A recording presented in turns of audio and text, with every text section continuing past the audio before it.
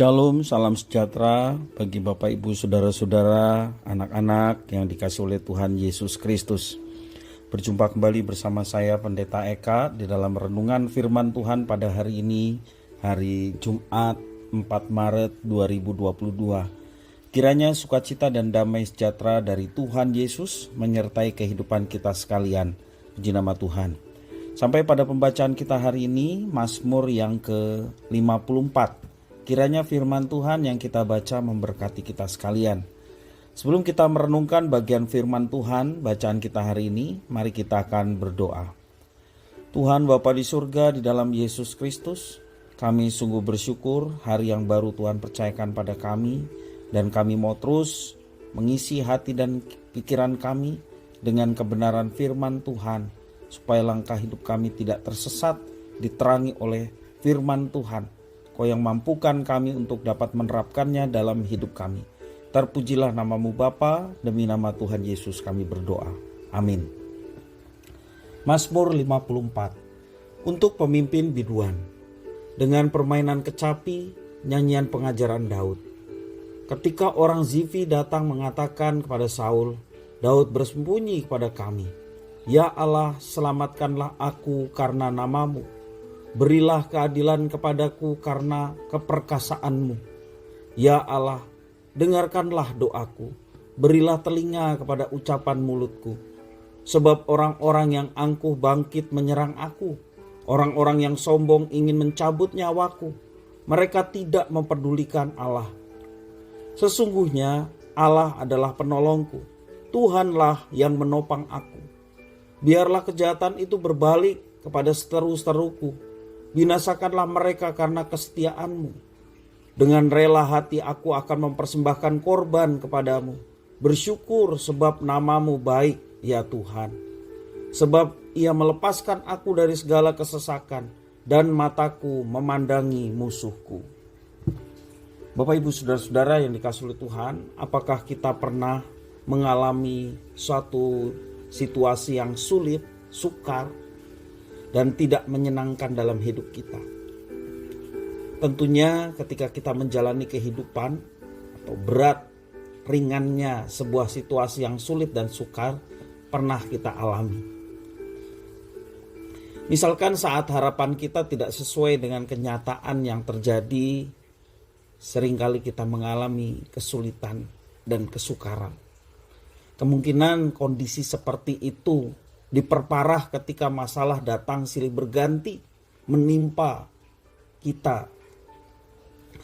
Nah, Daud seorang raja Israel yang luar biasa. Ia juga pernah berada dalam kondisi yang sulit dan tidak menyenangkan. Salah satunya ketika Daud dikejar-kejar oleh Saul dan diancam akan dibunuh oleh Saul. Dalam Mazmur yang ke-54, yang pertama tadi dikatakan, ya, ketika orang Zifi datang mengatakan kepada Saul, Daud bersembunyi kepada kami. Bapak Ibu Saudara-saudara yang dikasihi oleh Tuhan, di dalam Mazmur yang 54 ini dipercaya sebagai doa Daud saat ia mengalami kesulitan dan kesesakan. Ia tahu bahwa hanya Tuhan sajalah yang mampu melindungi dan menolongnya. Tuhan menjadi satu-satunya penolong yang akan menjauhkannya dari orang-orang yang berniat jahat. Tuhan tidak seperti manusia karena ia adalah sumber keadilan. Ia akan membela mereka yang benar dan menopang orang yang bersandar kepadanya. Atas segala pertolongan yang diberikan Tuhan, pada dasarnya Tuhan tidak menuntut banyak.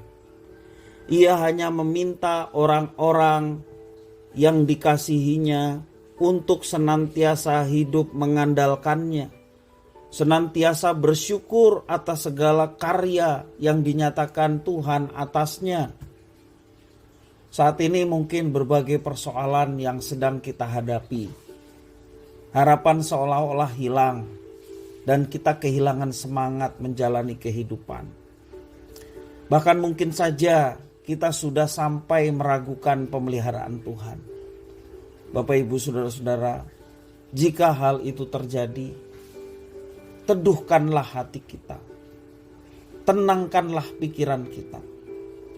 Marilah kita mengingat bahwa Tuhan adalah satu-satunya tempat perlindungan yang kukuh. Dialah yang menopang kita untuk mengatasi badai kehidupan, dan marilah kita belajar dari pemazmur Daud. Ia ditimpa banyak permasalahan hidup yang amat sangat, bahkan nyawanya nyaris akan hilang. Namun ia tetap percaya bahwa Tuhan akan menolongnya dan melepaskannya dari segala kesulitan dan kesesakan yang dihadapinya. Bapak, Ibu, Saudara-saudara, jangan kita berhenti berharap kepadanya. Sebagaimana Tuhan yang tidak pernah berhenti mengasihi, menyertai, dan menopang kehidupan kita. Mari kita senantiasa meminta kepadanya supaya Tuhan mengajar kita untuk selalu yakin akan perlindungan dan pertolongan Tuhan di dalam hidup kita, bahkan ketika kita menghadapi kesulitan-kesulitan. Yakinlah akan pertolongan Tuhan. Jangan kita terlalu berat pikiran kita terhadap persoalan, tantangan, kesulitan, kesukaran yang sedang kita hadapi. Pandanglah pada Tuhan. Dia melindungi, Dia yang akan menuntun. Bahkan mujizatnya yang penuh kuasa dan kasih akan dinyatakan bagi setiap orang yang bersandar kepadanya. Bagi setiap orang yang mau datang kepadanya dan menerima uluran tangan Tuhan.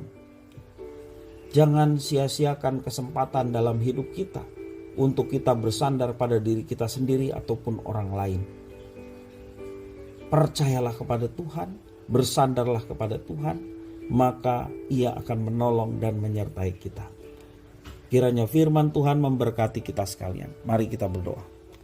Tuhan Allah Bapa di surga, yang kami puja, sembah di dalam Yesus Kristus. Kami sungguh bersyukur atas firman Tuhan. Di tengah persoalan dan himpitan yang mungkin terjadi dalam kehidupan kami, kami mau tetap percaya dan berharap kepada Tuhan. Engkaulah kekuatan kami, perlindungan kami.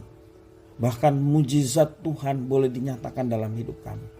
Mungkin saat ini kami belum mengalami itu dan kondisi kami sedang mengalami kegelisahan, kegalauan. Tuhan, firman Tuhan pada hari ini mengingatkan kami untuk tetap bersandar kepada Tuhan. Maka hati kami boleh mengalami ketentraman, dan itulah berkat yang pertama yang kami dapatkan.